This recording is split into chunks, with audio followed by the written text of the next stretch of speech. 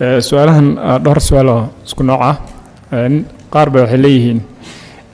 جماعة مدبا وحليهاي أنا أفريت من جرة بالرمضان يبان جماعة سمعي مركا ملاهنا هدو نوين مركو حليها ما قضاء لي قربه حكم كي يمحون قن مردي أن أفريت من جرة سؤال شكلنا وحليه هاي هدي قفك حاسكيس وتتابته أسوأنا جماعة سمعين لكن أي شهودي كإماته أسوأنا ما جماعة بالله حسابي مثل محل حكم كيس محل قنين إسلام مدرس مدو أجنو حيلاد هاي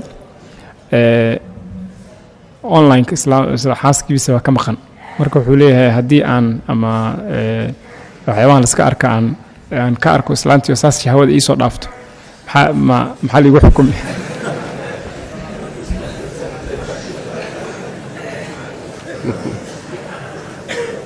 midda hore oo ah 14 jir aniga oo ah oo Soomaan baan galmooday jawaabtu waxa weeye qaan gaar miyaad ahayd mise maadan ahayd 14 jir qaan gaar ah jira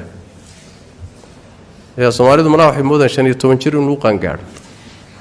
adoo 13 sano jira hadii aad biyo keento soo qaan gaar matid hada dhalinyaro ah jirta 12 qaan gaar gabdhaha iska badaayay waagi hore waa la gaajeysnaa hadda aad wax loo cunay waxyaalo la barariyay baa la cunay marka isbedel badan baa jira marka 14 jir hadaad qaan gaar ku ahayd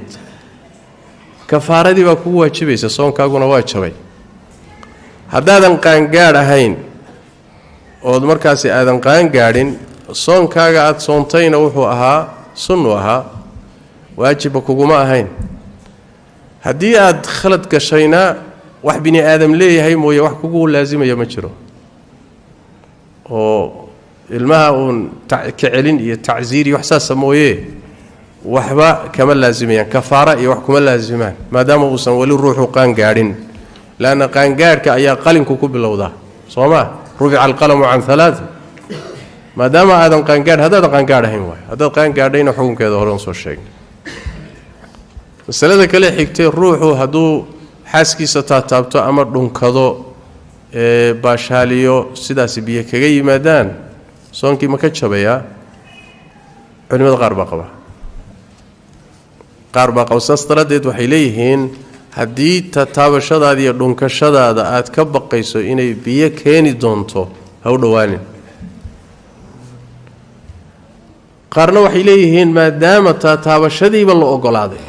wixii ka dhalan lahaana waa la ogolyahay oo waa kuwa ku doodahaya maba ku jabayo soonku sida ibn Hazm iyo culimo kale almuhim wax weeyaan hadiiba aad ka baqayso inay biyo ka yimaadaan hata taaban hana dhunkan hana u dhawaan laana wax weeyaan markay ugu yartay soonkaaga waxa galaya hadal iyo shaki baa galaya marka ka fogo qodobka xigay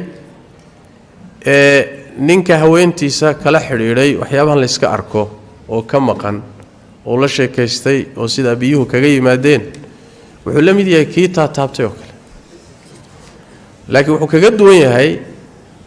culimada qaar qabata taabashada biyaha ku yimaada inay jabinayaan ba waxaynan qabin fiirada biyaha ku yimaada inayna jabinaynin ay qabaan yaani way kala qaadayaan fiirada waxay leeyihiin ibn aadamku iyo taabashadu way kala xoog badan tahay taabashadu way ka xoog badan tahay fiirada